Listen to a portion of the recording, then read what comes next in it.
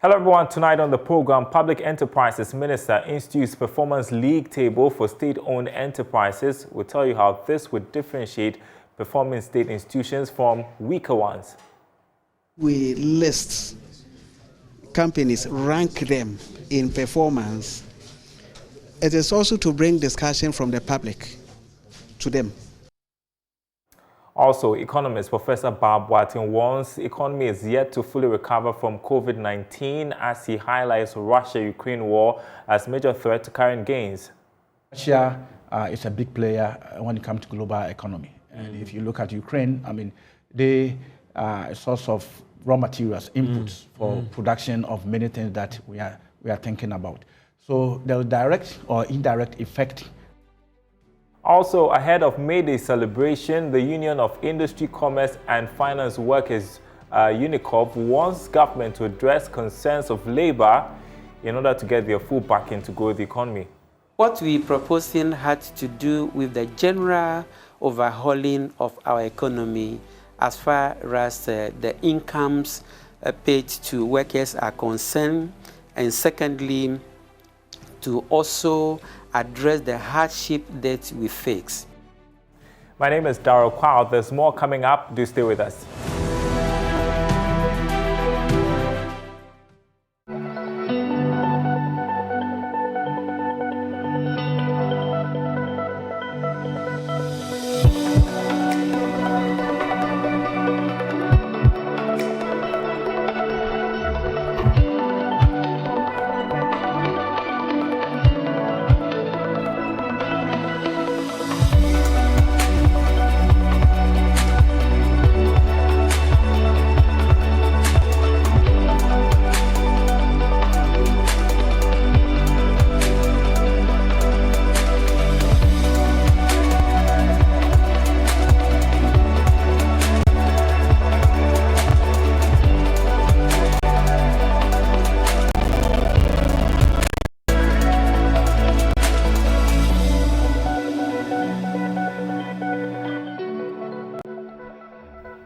Tonight, the Minister for Public Enterprises, Joseph Kudjo, has unveiled a newly constituted performance target management system to check the operations of state-owned enterprises, known as the Public Enterprises League Table. Mr. Kudjo believes this will enhance competition among public sector institutions and differentiate the performing ones from the weaker institutions. Here's more in this report. The system, which will reward best performing entities, will give an opportunity for stakeholders and the media to monitor performances of these entities every quarter and annually. The move will help scrutinize performance of the companies as well as measure individual targets. Here is the Minister for Public Enterprises, Joseph Kudjo. I'm saying when we list companies, rank them in performance, it is also to bring discussion from the public to them.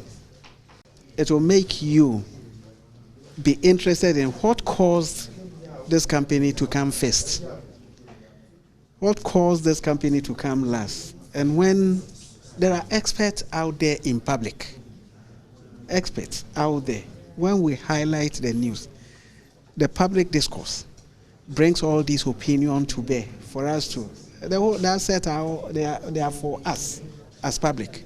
He has also been explaining the strategy in getting some firms listed on the stock exchange. Listen is a technical term, means that put them on the stock market for people to buy shares in it. No reasonable, rational investor buys a company that is making losses. Do you understand? Unless the person, you have given the person a chance to take over the company completely.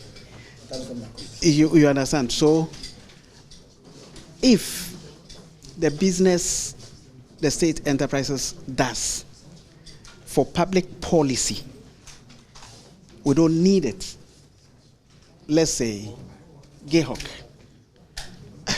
I don't know, for public policy function, the state need alcoholic beverages.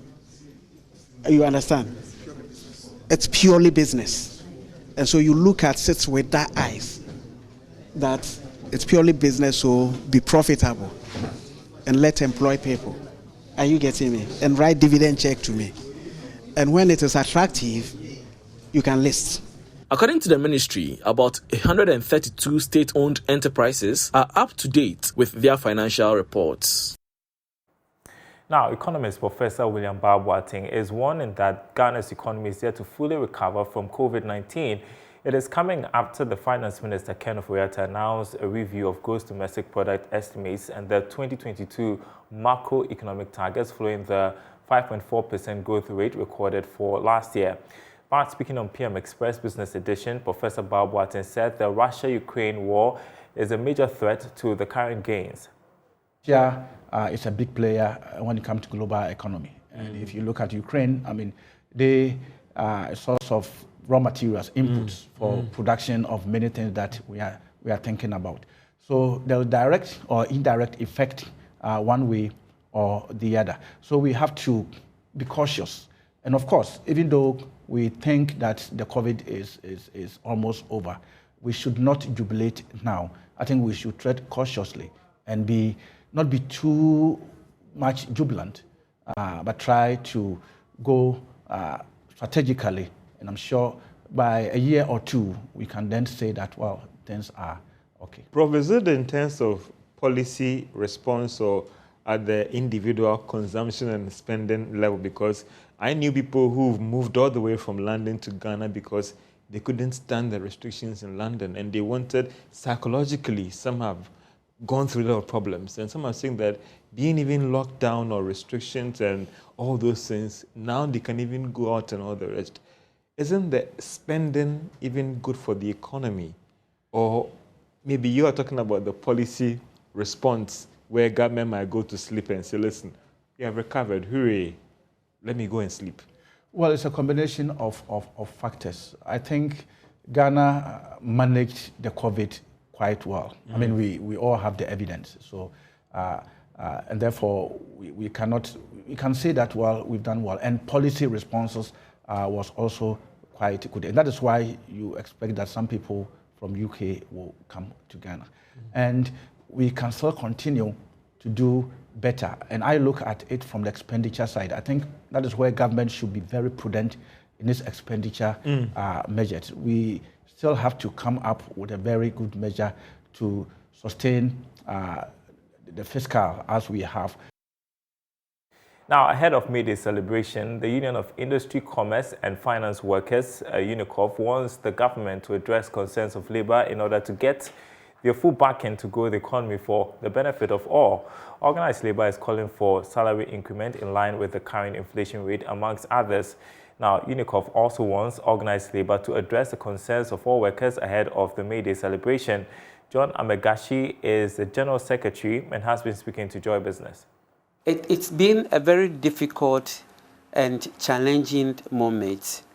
You must know that since the cedi starts to depreciate against all the foreign currencies, it impacts negatively on the purchasing power. And as a result, whatever our members receive as salary is eroded, because as a country, we are into importation of almost everything. So that had impacted negatively on us. And it is one of the areas that we addressed yesterday in the forum, that governments must be able to meet all these challenging situations, engage organized labor for us to address them appropriately and timely, so that at least we all remain at peace to continue with our various jobs. What we proposing had to do with the general overhauling of our economy as far as the incomes paid to workers are concerned, and secondly, to also address the hardship that we face.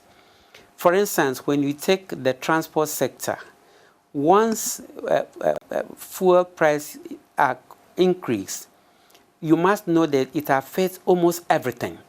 So the discussion was that what can the government do to alleviate the plight? What can the government do looking at, for instance, curtailing the periodic and ever increasing prices that we are seeing at the pump prices. Some would want to attribute that to the war between Russia and Ukraine. But don't forget that we have had all these problems on hand before the war started yesterday. If you had listened to some meaningful people in this country, they were even calling on the government to reduce the taxes that they had placed on the petroleum products.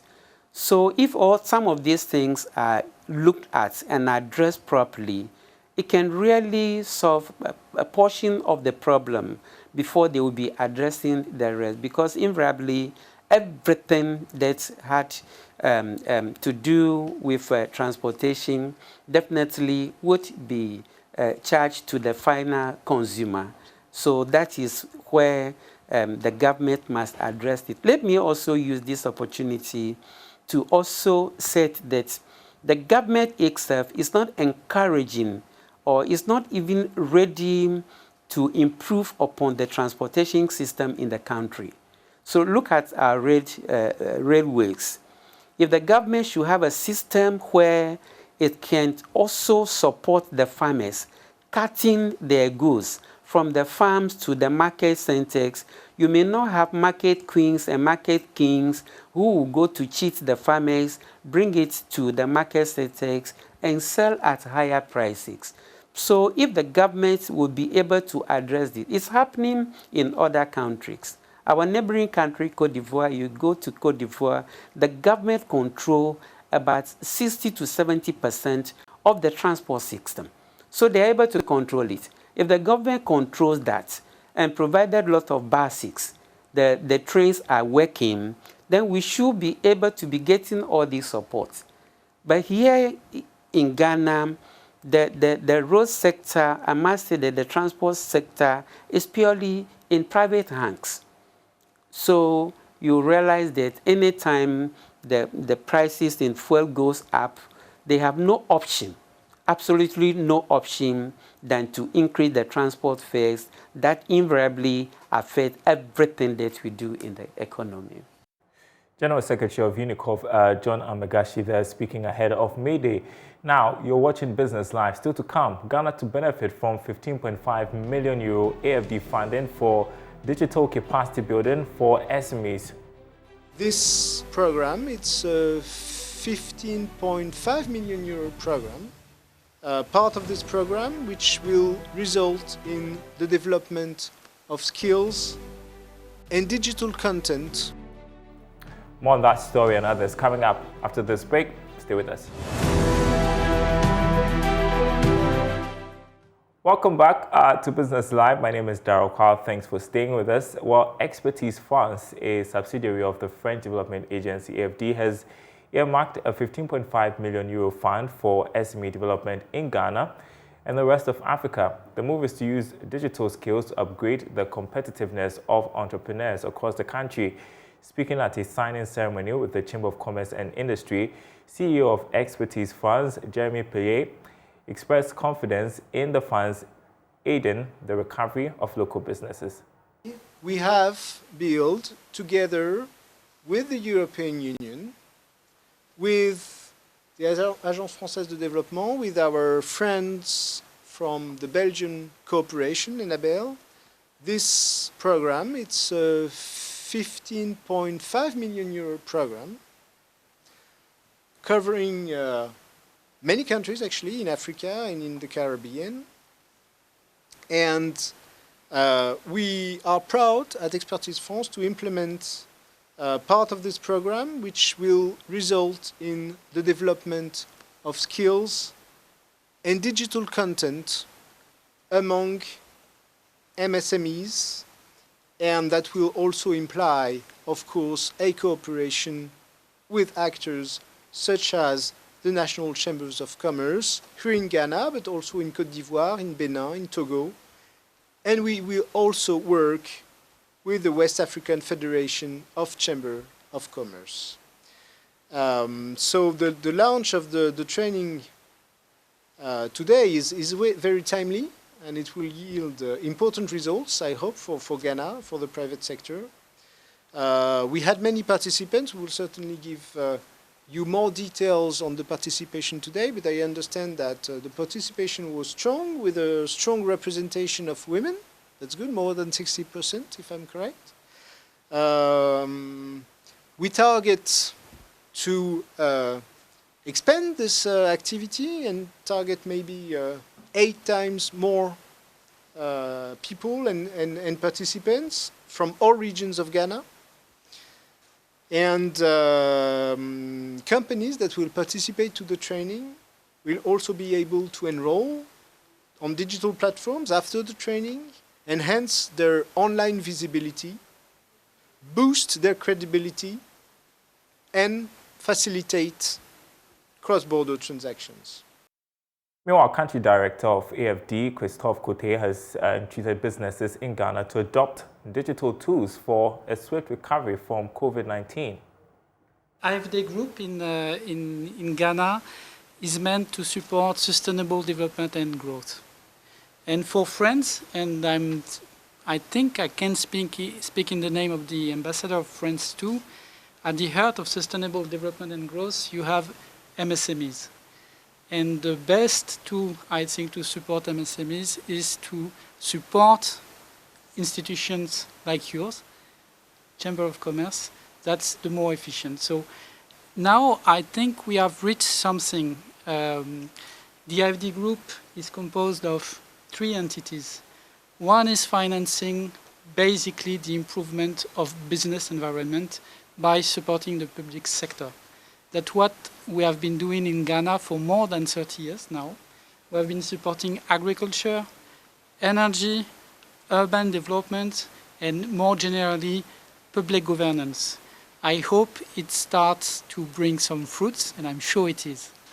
The second entity is Proparco, who is financing directly the private sector, especially the banks, especially major companies, enterprises, and currently new projects and new financial agreements are being signed with different banks and some Ghanaian companies too. Well, next we hear from President of the Ghana National Chamber of Commerce and Industry, Clement Osei Amako, who has been outlining some reforms by the Chamber to deepen participation of women SMEs in digital operations. We realized that after the COVID, a lot of businesses were collapsing, and there were new dynamics of doing business, that people have to move away from their normal way of doing business to move deeply into information technology. And therefore, it was very paramount that we also look at how we can train our members to take advantage of the opportunity there. Let me once again also express the Chamber appreciation for the cooperation agreement that we signed on 25th August 2021 with Expertise France to undertake a comprehensive digital skill training program for MSMEs to enable them to become more agile and resilient. You find this more exciting comparing because technology continues to be a dominant force in the driving of the economy. And you know, as it was said earlier, the Vice President is key about making sure that we move into digital in every sphere of our business in this country, even in the banking sector, the way we do business, IT, everything about information technology and digitalization is paramount to the heart of the government. Access Bank Ghana has reiterated the need to support women entrepreneurs to help grow the economy. The bank is pushing for innovative products that will allow business women access cheaper funds to enable them become competitive. The following report has more. Even though women play key roles in Ghana's economy, The lack of funding has made it difficult for them to expand their operations. This has resulted in many businesses managed by women collapsing. To address some of these challenges, Access Bank Ghana organized the Pan-African Women's Conference to empower women entrepreneurs. Speaking to Joy Business, the executive director in charge of retail and digital banking at Access Bank, Pearl Nkrumah, said Access Bank has increased its financial support to businesswomen. So W Initiative is a community that was created by Access Bank Group to empower women, to be more deliberate with women concerns, to provide financial and non-financial support for women. We have done this over years from in the group. In Ghana, we've done this 7 years now. We have it between the professional women, the MSMEs, and the women that need maternal assistance. We have done this across the facets of what concerns women. So in terms of financial literacy, in terms of financial assistance, and enabling women to bank from the comfort of their homes, and also supporting them with the tidbits that they need to promote their business. So it's a community to empower women, and it's a community to help, and it's a community to show that as a bank, we are concerned about what matters to women. Providing some details, the group head retail banking Matilda Asante Isiedu stated that thousands of women have been directly supported by the bank to expand their businesses. First of all, I must say that the response has been overwhelming. So when we started W, let's say for every 10 new customers we acquired, about 2 of them were female. Now we have about 4 out of every 10, and our goal is to grow it even more, because we all know that the population in Ghana is more female than it is male. In terms of impact, I think we've touched over 400,000 entrepreneurs, female entrepreneurs. We've given them capacity training, built their skills. We've also invested in their businesses by giving them loans. The Pan-African Women's Conference was organized under the theme Woman Be Unstoppable, Break the Bias. Some of the participants included founder of the Chair Center Group, Ibukon Awosika, legal practitioner Joyce Bawa Muktari, and CEO of African Women Innovation and Entrepreneurship Forum, Irene Ochem. Employers and business leaders are being charged to create a balance by adopting a shared reward scheme to motivate employees, as well as develop a penalty table to address unethical situations. According to Chief Executive of Automation GH Group, Kwawu Asma, incentivizing staff with a 13th or 14th salary encourages them to achieve set targets. There's more in this report. Speaking at a workshop organized by the Stanford Seed Transformation Network Ghana chapter, Chief Executive of Automation Ghana Group, Kwawu Asma, highlighted some key points he believes are fundamentals of a successful business. The shared reward scheme enables employees to identify themselves and their position and the role they play in achieving the company's success. Now, if you know that you have a stake in a certain output, you would definitely give it your all. If you know that you play a role in your small corner, and at the end of the day, the bigger picture is for the bosses to enjoy, you will definitely not give it your all. And the company's objective is to offer a service, and the customer has an expectation. He has a certain requirement. And how do you get it? You need people to be committed to the timeline, to the quality, and to the cost that has been agreed with the customer. And so it's very important that you have committed employees. On the issue of see something, say something. Obviously, if somebody is doing something contrary to the rules and regulations, and you see it and you observe, and there's failure, at the end of the day, your company who pays you obviously will not be successful. President of the Stanford Seed Transformation Network Ghana chapter, Linda Ya Ampa, indicated that her outfit seeks to empower businesses to succeed, but she believes companies cannot succeed if employees are not in sync. For members of the Seed Transformation Network, our objective is to help businesses transform. Now, you can't do this alone. We need a team to work with. There are basic principles that we need to work with to help businesses to grow, and that includes being ethical in all our dealings, thinking critically, thinking outside the box. So this is why we chose this theme for this first of a series that we are going to be rolling out. We need those to be able to help our businesses and the staff that we have, our management team, to be able to work in a certain way to be able to grow the businesses. The theme for the workshop was influencing teams through ethics and critical thinking. Next, we take you around the world for the latest business stories.